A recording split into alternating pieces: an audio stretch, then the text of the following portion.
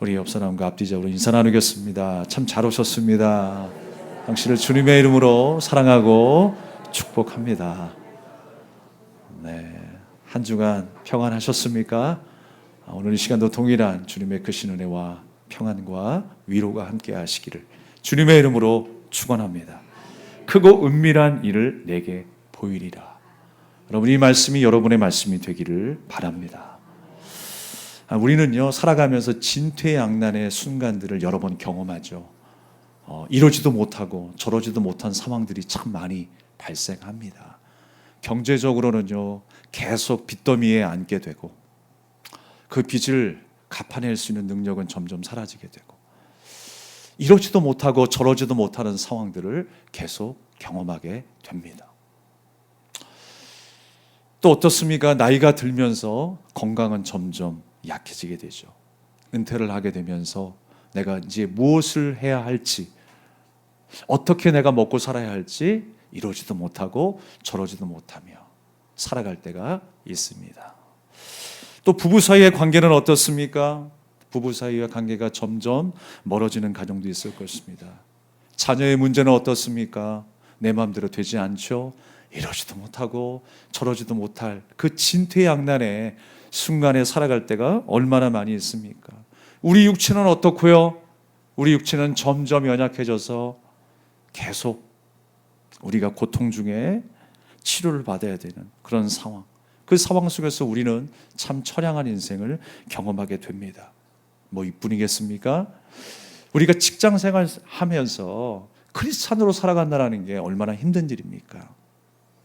그 신앙을 지키기가 참 어려운 순간들을 맞이해요. 이러지도 못하고 저러지도 못하는 신앙의 양심은 있지만 그 신앙의 양심대로 살지 못하는 우리의 모습을 보면서 낙심할 때가 있습니다. 오늘 이스라엘 백성들의 상황도 이러지도 못하고 저러지도 못하는 진퇴양난의 상황 속에 갇혀 있습니다. 바벨론의 느부갓네살 왕이 예루살렘을 침공하여 포위합니다. 그들의 식량이 끊어집니다.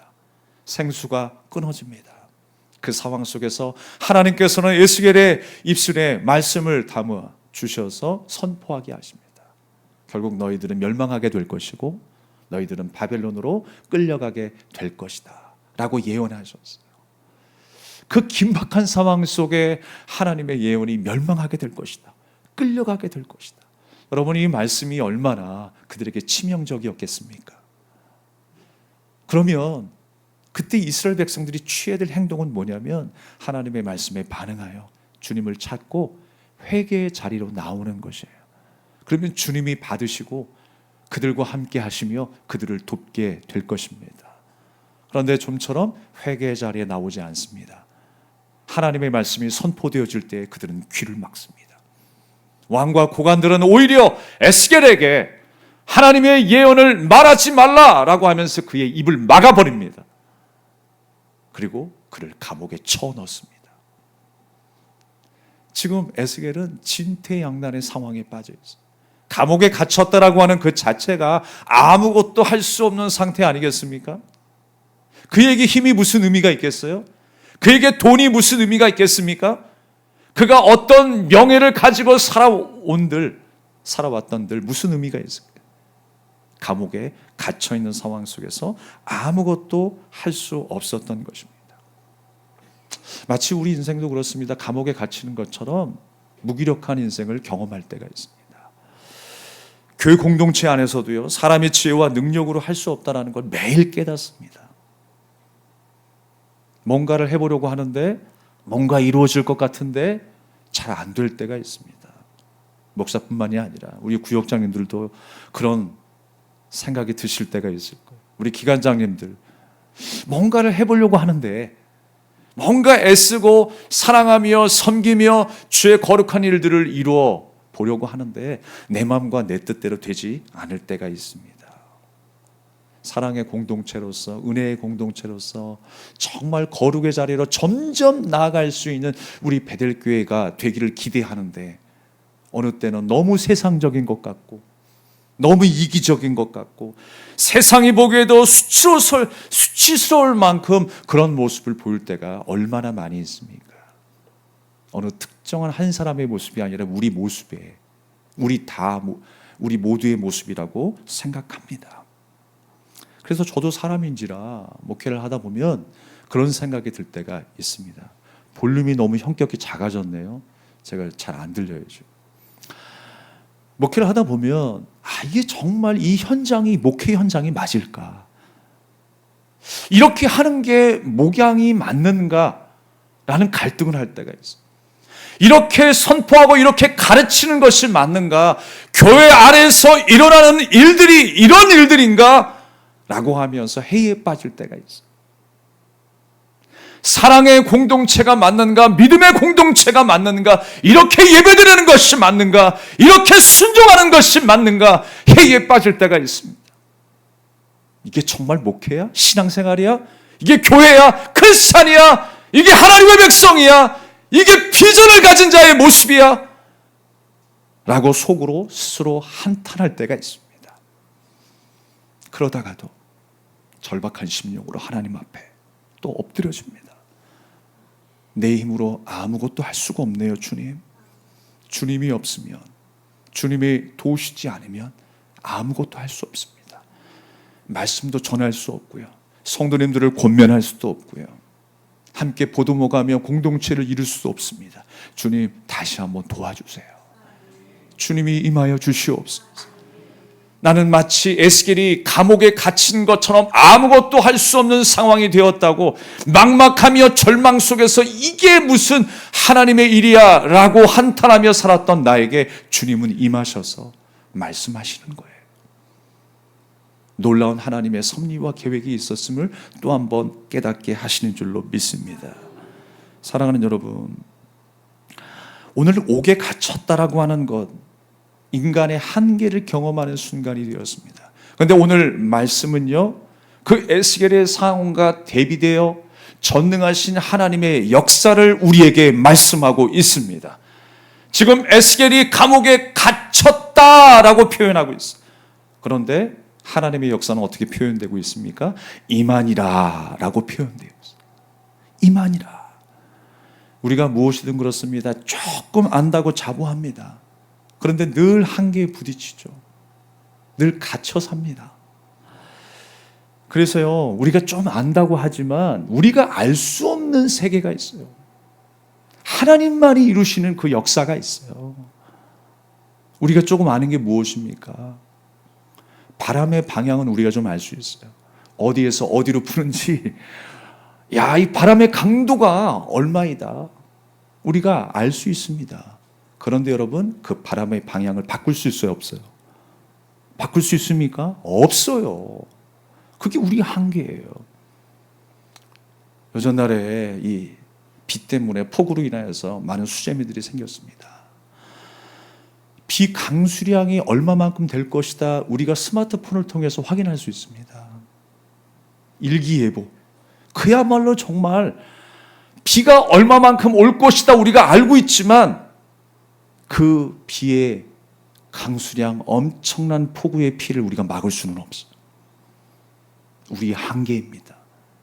태풍의 강도는 알 수 있지만, 태풍이 이동하는 경로는 알 수 있지만 그 태풍을 막을 수 있는 능력은 우리에게 없다는 것입니다. 오직 그 모든 것을 주관하신 분이 누구십니까?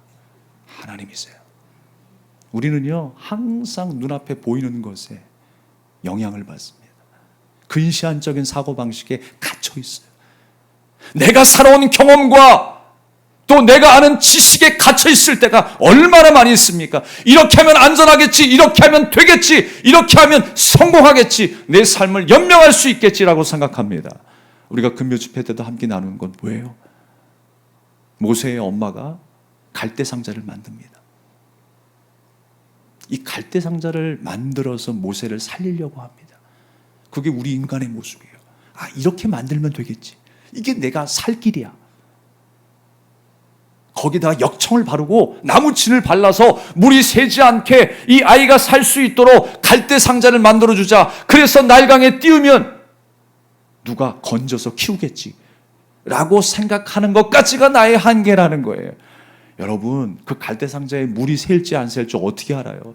가장 큰 강 중에 하나였던 나일강, 많은 민족이 함께 살고 짐승들이 우글거리는 그 나일강에 그 갈대상자를 그냥 띄운다라는 게 말이 됩니까, 여러분? 지켜보는 순간이 있었지만 언제 어떤 상황이 벌어질지 모르는 상황이에요. 물이 셀지 모르는 상황이에요. 제가 물 새는 거에 대해서 항상 말씀드리잖아요. 비 오는 날에 항상 민감해지더라고요. 어디서 어떻게 셀지 몰라요. 작은 그 구멍 하나 때문에 물이 새서 고초를 겪습니다. 그런데 갈대상자 하나면 끝나는 거라고요? 생명을 부지할 수 있다고요? 모르는 일이에요. 하나님이 지키시지 않으면 모세가 구원받을 수 없는 거예요. 그래서 모세의 이름의 뜻이 무엇입니까? 물에서 건져냈다라는 거예요. 살 수 없는 환경이지만 주님께서 살리신 거예요. 그것이 바로 하나님의 역사입니다. 내 생각과 내 경험은 갈대상자 안에 갇혀 있는 거예요. 내가 할 수 있는 것은 요거밖에 없어. 그러나 하나님께서는 우리의 생각과 상황을 초월하여 역사하시는 전능하신 하나님이신 줄로 믿습니다. 그래서 지금 에스겔을 표현할 때는 갇혀 있다라고 표현하지만 하나님을 표현할 때는 어떻게 표현하는 거예요? 이만이라. 우리는 세상을 보면 지금 스마트폰 안에 갇혀 있어. 중독으로 갇혀 있어. 자기 교만으로 갇혀 있어. 세상 쾌락과 즐거움으로 갇혀 있습니다. 그러나 여러분, 주님의 역사는 무엇입니까? 갇혀있는 에스겔에게 임하시는 하나님이세요. 절망 가운데 있는 나에게 임하시는 하나님이세요. 불가능을 가능케 하시고 무에서 이를 창조하신 전능하신 하나님이신 줄로 믿습니다. 지금 우리의 생각과 하나님의 생각에 대비되고 있는 거예요. 그것을 보여주고 있어요. 그러면 우리의 처지를 볼 것이 아니라 그 모든 것을 주관하시는 하나님을 바라봐야 되지 않겠습니까? 우리의 의지의 대상이 바로 하나님이심을 말씀은 천명하고 있는 것입니다. 그래서 오늘 감옥에 임하시고 나의 외로움에도 나의 우울증에도 나의 연약함에 또 임하시는 그 하나님. 그 하나님은 어디에 임하십니까? 나의 부함에도 임하시고 나의 가난함에도 임하시고. 그래서 말씀하시잖아요. 심령이 가난한 자가 복이 있대요. 애통하는 자가 복이 있대요. 의에 줄이고 목마른 자가 복이 있대요. 결국 하나님의 역사는 무엇입니까? 합력하여 선을 이루시는 거예요. 안 될 것 같은데, 갇혀있는 것 같은데, 끝난 것 같은데 나는 이해할 수 없을지라도 우리는 하나님을 가둘 수 없습니다. 하나님은 가두어지는 존재가 아니에요.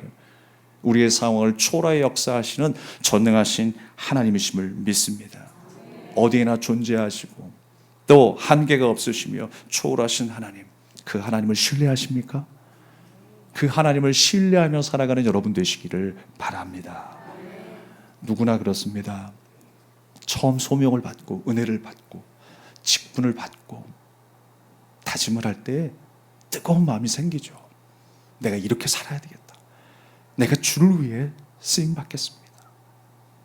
내가 하나님 앞에 힘에 진하게 헌신하겠습니다. 정말 주님을 사랑하는 마음으로 신앙생활 하겠습니다. 그렇게 시작하지만 여러 가지 고초를 겪으면서 시험과 환난을 만나면서 우리의 믿음이 연약해지기 시작합니다. 예레미야의 상황도 예외일 수는 없습니다. 하나님께서 예레미야를 처음 만나주셔서 그를 부르셨을 때 얼마나 감격스러운 상황이었습니까? 내가 너와 함께 하겠다. 내가 너를 택하여 불렀어. 너를 성별하여 선지자로 세웠다 라고 하나님이 예레미야 1장 5절에 말씀하시지 않습니까? 구별했다라는 거예요. 그 얘기를 들었을 때 여러분 얼마나 감격스러웠을까요? 힘이 솟았을 거예요. 그때 예레미야가 뭐라고 이야기합니까? 하나님 무슨 말씀이십니까? 나는 아이입니다 라고 이야기를 해요. 두렵다라는 거예요. 지금 우리나라가 망하게 생겼고 바벨론에 끌려가게 생겼는데 힘도 없는 이 나라가 이 백성과 함께 내가 하나님 앞에 쓰임받는다니요. 말도 안 되죠. 나는 아이입니다. 나는 안 돼요 라고 말하는 거예요. 그럼에도 불구하고 하나님께서는 그에게 두려워 말라 라고 말씀하십니다. 오늘 10절 말씀 우리가 읽진 그 예레미야 1장 10절 말씀에 보면 우리가 함께 좀 읽어볼까요? 시작. 보라, 내가 오늘 너를 여러 나라와 여러 왕국 위에 세워 내가 그것들을 뽑고 파괴하며 파멸하고 넘어뜨리며 건설하고 심게 하였느니라 하시니라. 그들을 뽑고 파멸하고 넘어뜨리고 건설하여 심게 하였다라고 하나님이 말씀하세요. 누구를 통하여? 너를 통하여. 에스겔을 통하여 하나님께서 그 일들을 행하시겠다라는 거예요. 그리고 결정적으로 하나님이 뭐라고 말씀하시는지 아세요? 내 말을 내 입에 두겠다라고 말씀하세요. 하나님의 말씀으로 세상이 창조되었습니다. 하나님의 말씀으로 전쟁에서 승리하게 하셨어요. 여러분, 그 말씀의 권능을 에스겔에게 주겠다고 하니까 얼마나 지금 감격의 순간이었겠냐고요. 야, 이제는 끝났구나. 하나님이 나와 함께 하신다고 하니까 이제 두려움 없이 세상에서 승리할 수 있겠구나 라고 생각하지 않았을까요? 정말 그 감격과 기쁨은 이루 말할 수 없었을 것입니다. 그런데 지금 상황이 어떤 상황이냐고요? 감옥에 갇혀 있어요. 하나님의 일이 멈춘 것 같아요. 하나님은 나를 사랑하시지 않는 것 같아요. 그렇게 약속하시고 말씀하셔 놓고는 지금 내 모든 상황과 이 형편이 이해할 수 없습니다. 어떻게 하나님이 이루시려고 할까? 어떻게 약속을 지키시려고 할까? 도무지 오랜 시간 동안에 나는 이해할 수가 없는 거예요. 더군다나 여러분, 하나님의 명령을 따라 말씀을 선포하였건만 백성들은요, 예레미야의 이야기를 듣지 않습니다. 귀를 막고 있는 거예요. 심지어 뺨을 때립니다. 왕과 고관들은 그를 모함해서 결국 감옥에 갇히게 되죠. 그래서 감옥에 있게 된 거예요. 어찌 이럴 수가 있습니까? 이것이 진정 하나님의 뜻하심의 결과입니까? 받아들이기가 힘든 상황입니다. 우리가 이런 상황 속에 산다고 하면 참 비참할 거예요. 그렇죠? 아니, 이미 겪고 계신 분들도 계실 것입니다. 좀 더 하나님 영광 위에 살고 싶었는데 이게 무슨 일입니까, 주님? 나는 말씀에 순종하며 잘 살아왔다고 생각했는데 왜 이런 일이 발생했을까요? 낙심과 근심이 생길 것입니다. 그 약속하셨던 하나님이 원망스러운 순간이었을까요? 예레미야 입장에서 한번 생각해 보십시오. 그렇게 약속을 하시고 내 말을 내 입에 두겠다. 두려워 말라. 뽑고 파괴하며 세우며 심겠다라고 약속하셨던 그 하나님의 인도하심의 결과가 감옥이라니. 갇혀 있어서 무기력해졌다니. 여러분 이해할 수 있겠습니까? 말도 안 되는 상황이에요. 그러나 여러분, 예레미야는 하나님께 대한 분명한 확신이 있습니다. 우리 2절 말씀 우리 한 목소리로 다시 한번 읽어보겠습니다. 시작. 이를 행하시는 여호와, 그것을 만들며 성취하시는 여호와, 그의 이름을 여호와라 하는 이가 이와 같이 이르시도다. 우리 하나님을 어떤 하나님으로 고백하고 있어요? 일하시는 하나님이라는 거예요. 그 일이 발생한 시작도 하나님이시고 시작하게 하신 이도 하나님이시고 그 일을 결론 맺게 하신 분도 하나님이세요. 사랑하는 여러분, 그 사실을 믿으십니까? 우리 앞에 일어나는 수많은 일들의 시작 하나님이 이루셨어요. 그 열매의 성취도 하나님이 이루실 줄로 믿습니다. 그것을 분명하게 예레미야가 고백하고 있는 거예요. 이를 행하시는 여호와, 그것을 만들며 성취하시는 그분이 바로 여호와 하나님이시라는 거예요. 반드시 약속하신 그 말씀을 이루시는 분이라는 거예요. 여러분, 그 사실을 저와 여러분도 믿고 사시기를 축복합니다. 이 모든 일들을 시작하게 하신 이가 하나님이십니다. 그 일을 성취하신 이가 하나님이십니다. 그런데 왜 염려하며 낙심하느냐? 우리에게 주님은 묻고 계십니다. 그런데 왜 낙심하고 절망하느냐? 여전히 너의 입술을 통해서 역사하고 있다. 내가 약속한 바 같이 내 말을 너의 입에 두었어. 나는 지금 일하고 있단다 라고 하나님은 말씀하시는 거예요. 나는 지금 너를 돕고 있단다. 네가 알지 못하는 크고 비밀한 일을 행하리라. 부르짖으라 라고 하나님은 말씀하고 있는 것입니다. 확신 있게 에스겔은 하나님의 말씀을 전합니다. 여러분이 잘 아시는 말씀 3절의 말씀을 다시 한번 읽어보겠습니다. 시작. 너는 내게 부르짖으라. 내가 내게 응답하겠고 내가 알지 못하는 크고 은밀한 일을 내게 보이리라. 아멘. 부르짖으라 라고 말씀하십니다. 여러분, 이 부르짖는 것은요, 소리치는 것만 의미하지 않습니다. 하나님의 이름을 부를 때 이 단어를 써요. 하나님의 이름을 부를 때 하나님을 찾고 의지하는 그 절박함을 표현하는 것이 부르짖는 거예요. 여러분, 우리가 소리치지 않으면 하나님께서 응답하시지 않습니까? 그렇지 않아요. 절박함을 말씀하고 있는 거예요. 우리의 기도가, 우리의 찬양이 하나님 앞에 절박함으로 올려져야 하는 것입니다. 우리의 찬송이 절박함으로 하나님 앞에 올려져야 하는 것입니다. 하나님께서 그 마음을 보시는 거예요. 오늘 부르짖으라. 그 절박함으로 하나님의 이름을 부르며 하나님 앞에 나오기를 간절히 기다리고 계시는 거예요. 그리하면 하나님께서 응답하시겠다라고 말씀하세요. 그리고 크고 비밀한 일을, 은밀한 일을 내게 보이리라 라고 말씀합니다. 여러분, 여기서 이 크다라고 하는 것은요, 어떤 의미냐면 가돌이라고 하는 단어를 쓰고 있습니다. 위대하고 장대한 일, 그 하나님의 유일하신 역사를 설명할 때 이 크다라고 하는 말이 표현되고 있어요. 사람이 이해할 수 없는 일들, 사람이 계산할 수 없는 일들, 우리의 모든 상황을 초월하여 역사하시는 그 크신 하나님께서 이루시는 일들, 그게 여러분 큰 일입니다. 그 일들을 보이시겠다라고 말씀하세요. 우리는 갇혀 있는 것 같지만, 우리는 지금 진행이 안 되고 있는 것 같지만, 멈춰 있는 것 같지만, 하나님은 하나님의 방법대로 그 일들을 이루어 가신다라고 말씀하시는 거예요. 여러분, 우리가 이해가 됩니까? 우리는 항상 눈앞에 보이는 것만 영향을 받잖아요. 보이는 변화에만 우리의 마음이 흔들리잖아요. 그런데 너희가 이해할 수 없을지라도, 너희가 받아들일 수 없을지라도 나는 너를 위해서 돕고 있고 일하고 있다라고 주님 말씀하고 있는 거예요.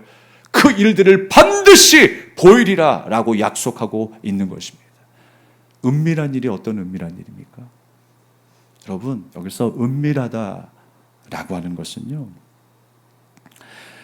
우리의 모든 생각들을 초월하신 하나님의 역사를 의미하고 있는 것입니다. 그 위대하고 장대하고 광대한 그 하나님의 역사가, 하나님만이 하실 수 있는 그 일들이 우리 가운데 이루어질 것을 분명히 막 약속하고 있는 것입니다. 우리의 생각과 상상을 초월하는 위대한 역사다라고 하는 거예요. 하나님께서 반드시 이해할 수 없을지라도 우리의 삶 속에 약속하신 이 말씀을 이루신다라고 하는 것입니다. 이 말씀을 생각할 때에 대표적인 인물이 한 명 떠오르죠. 요셉이 떠오릅니다. 하나님께서 요셉에게 꿈을 주셨어요. 우리가 보통 꿈을 꿨다라고 이야기하면 어떤 희망적이고 잘 되는 쪽으로 생각을 하잖아요. 그런데 꿈은 잘 꿨는데 그의 인생은 잘 되지 않았어요. 그럼에도 불구하고 성경은 뭐라고 말씀하십니까? 형통하였더라. 하나님께서 그의 인생을 붙들고 계셨다라는 거예요.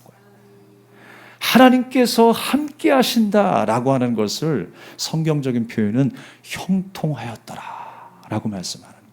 내가 이 땅에서 잘 되고 성공하는 일만 형통이 아니라 진짜 형통은 무엇이냐? 하나님이 나와 함께 하심의 역사라는 거예요. 주님이 요셉을 붙들으셨을 때에 여러분, 요셉은 형통한 인생을 살았습니다. 요셉의 인생을 보십시오. 이 17세의 나이에 형들에게 미움을 받고 왕따가 되어서 애굽에 팔렸다라는 거 상상해 보세요. 상상이 되십니까? 이해가 안 돼요. 더군다나 감옥에 갇혀 있어요. 누명을 받습니다. 성희롱했다고 누명을 받습니다. 감옥에 갇혀 있어요. 그야말로 정말 갇혀 있는 인생이에요. 아무것도 할 수 없는 인생이라고 생각했는데, 이제 끝났구나라고 생각했는데, 그 절체절명의 순간에 하나님께서는요, 그와 함께 하시는 거예요. 그래서 여러분, 바로 왕에게 꿈을 꾸게 하시고 그 꿈을 해석하게 하셔서 결국 애굽의 총리 대신으로 세우시지 않았습니까? 왜 그렇게 하셨을까요? 세계 민족과 열방을 먹여 살리는 구원자, 그 역할을 시키기 위해서 요셉을 애굽으로 보냈던 거예요. 우리는 갇혀 있고 실패였다라고 생각할지 모르겠지만 하나님의 놀라운 섭리는 구원에 있었어요. 살리는 데 있었어요. 그 후에 요셉은 어떻게 고백합니까? 우리가 함께 창세기 50장 20절의 말씀을 함께 읽어보도록 하겠습니다. 시작. 당신들은 나를 헤아려 하였으나 하나님은 그것을 선으로 바꾸사 오늘과 같이 많은 백성의 생명을 구원하게 하시려 하셨나니 라고 말씀합니다. 할렐루야. 이것이 하나님의 인도하심이에요. 갇혀있고 패배했고 내 인생은 이제 끝났어, 절망이야 라고 생각했는데 그게 아니었다라는 거예요. 하나님의 섭리가 있어서 나를 애굽으로 보내셨다라는 거예요. 세상을 구원하기 위한 하나님의 뜻이 있었음을 알게 되었던 것입니다. 사랑하는 여러분, 우리에게도 동일하게 적용됩니다. 우리와 여전히 함께 하시는 그 하나님이 도우실 줄 믿습니다. 우리에게 약속하신 바 그 말씀이 우리의 삶을 통하여 이루어질 줄 믿습니다. 믿음을 가지고 인내하며 끊임없이 주님을 의지하며 따르는 저와 여러분 되기를 축복합니다. 말씀을 마치도록 하겠습니다. 올림픽 역사상 가장 많은 금메달을 딴 한 사람이 있죠. 마이클 펠프스라고 하는 수영 선수입니다. 그는 올림픽에서 무려 23개의 금메달을 땄어요. 4개 대회에 참가해서 23개라고 하는 경이로운 기록을 세웠습니다. 어떤 사람은 한 개도 따기 힘든 그 금메달을, 이 사람은 23개라니. 여러분, 정말 인간의 최고의 정점에 오르는 순간 아니었겠습니까? 그런데요, 2012년 올림픽에 다시 참가했을 때는 금메달을 4개밖에 못 땄어요. 그것도 좀 말이 이상하죠. 4개밖에 못 땄다? 4개씩이나 따놓고 4개밖에 못 땄다. 왜냐하면 그만큼 사람들의 기대가 있었고 자기 자신도 자신에 대한 기대가 있었어요. 한 번 나가면 막 8개 따고 6개 따는데 4개밖에 못 땄어요. 그래서 내가 더 이상 이제 이룰 게 없다. 이제 모든 것이 점점 나약해지는구나 라는 생각 때문에 은퇴를 결심하게 됩니다. 근데 평생 수영만 하다가 그 수영을 내려놓게 되니까 인생의 공허함이 찾아오기 시작했어요. 그러면서 술을 찾기 시작합니다. 과음을 하게 되고요, 마약을 하게 되고, 그리고 도박에 빠지기 시작했습니다. 갇혀있게 되었습니다. 도박과 술에, 마약에 갇혀있게 되었습니다. 성격은 점점 포악해지기 시작했습니다. 사람들과 관계가 끊어지기 시작했습니다. 그리고 2번이나 음주운전으로 구치소에 수감되는 일들도 있었습니다. 한순간에 높은 곳에 올라갔다가 한순간에 나락으로 떨어지는 일들을 경험하게 된 것입니다. 그때 구치소에 수감되면서 그는 자살 충동까지 경험하게 됩니다. 이 수렁에 빠진 펠프스를 구하기 위해서 사랑하는 친구가 나섰습니다. 손을 내밀었습니다. 그의 오랜 친구이자 미식축구 선수였던 레이 루이스라고 하는 사람이 그 펠프스를 만납니다. 그리고 치유센터를 소개합니다. 그러면서 집에 돌아가면서 책 한 권을 그에게 권합니다. 릭 워렌 목사님의 목적이 있는 삶이라는 책이었습니다. 그 책 내용의 핵심이 뭐냐면 인간이 하나님의 목적을 위해 창조되었다. 저마다 분명한 존재 이유가 있다는 것을 설명하는 책이었습니다. 또 인간은 어떤 업적과 성공이라고 하는 자신만의 목적을 두고 살아간다. 그것이 실패하면 좌절한다라고 이야기합니다. 그러나 하나님의 목적은 다르다. 실패 속에서도 성공 속에서도 만족한다 라는 내용이었습니다. 그리고 계속 그 안에서 하나님의 사람으로 성장한다라는 이야기였습니다. 이 글을 읽으면서 마이클 펠프스가 감동을 받았어요. 야, 내가 듣고 싶어 했던 이야기였어. 자기가 수용을 못한다 할지라도 나를 향한 계획을 갖고 계시다니 그 안에서 위로를 받기 시작했습니다. 그리고 나에게도 하나님의 목적이 있을까 생각하게 되었어요. 아, 그렇구나. 나를 향하신 하나님의 목적이 있겠구나. 그것을 생각하며 치료를 열심히 받고 다시 수영장을 찾아가게 되었습니다. 그리고 2016년 브라질 리우데자네이로 올림픽에 참가해서 그는 무려 5개의 금메달을 또 따게 됩니다. 절망에서 다시 일어나게 된 것이죠. 개인의 영광이 아닌 이제는 하나님의 영광을 나타내는 경기가 되었어요. 많은 기자들이 인터뷰를 하면서 그에게 묻습니다. 그 절망의 순간에서 다시 일어나게 된 계기가 무엇입니까? 그때 마이클 펠프스는 이야기했습니다. 하나님께서 건져주셨습니다. 전 세계의 사람들이 보는 그 인터뷰 현장에서 마이클 펠프스는 금메달을 딸 수 있는 그 영광을 하나님이 주셨다라고 고백했던 것입니다. 그리고 나 같은 분들이 계시다면 하나님을 만나시면 좋겠습니다 라고 고백했습니다. 사랑하는 여러분, 나는 할 수 없지만 하나님은 하실 수 있습니다. 나는 끝났지만 하나님은 아직 끝나지 않았다라고 말씀하십니다. 나는 수많은 일들 가운데 갇혀 있어 이러지도 못하고 저러지도 못하지만 주님은 모든 상황을 초월하여 역사하시는 크고 은밀한 일을 나타내실 것이다. 내 생각을 뛰어넘는 그 역사를 행하실 것이다 말씀하셨습니다. 이 약속을 붙들고 승리하는 저와 여러분 되기를 주님의 이름으로 축원합니다. 우리 함께 찬양하며 기도하겠습니다. 우리 함께 기도해 주 앞에 나와